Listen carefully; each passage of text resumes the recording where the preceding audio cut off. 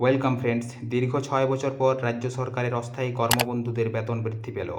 বৃহস্পতিবার নবান্নের অর্থ দপ্তরের তরফে এমনই একটি বিজ্ঞপ্তি ঘোষণা করা হয়েছে। এই বিজ্ঞপ্তিতে স্পষ্ট জানানো হয়েছে, এবার থেকে মাসে 3,000 টাকার পরিবর্তে 5,000 টাকা করে হাতে আসবে রাজ্যের কর্মবন্ধুদের।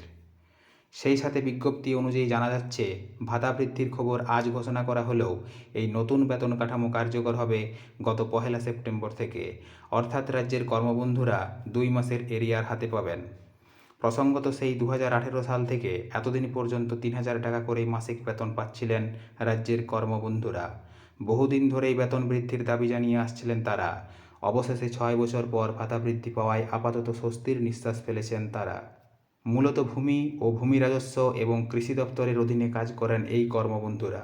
এই পদে যারা কাজ করেন তারা মূলত সাহায্যকারী হিসাবেই কাজ করেন। সাফাই কাজ কিংবা রাতের পাহারাদার হিসাবে কাজের সুযোগ পান তারা, যা রাজ্য সরকারের অধীনস্থ আংশিক সময়ের কাজ। রাজ্যের বিভিন্ন দপ্তরে সাহায্যের জন্যই এই কর্মীদের নিয়োগ করা হয়েছিল। ফ্রেন্ডস, এই ছিল একটি আপডেট আমি আপনাদের সাথে শেয়ার করলাম।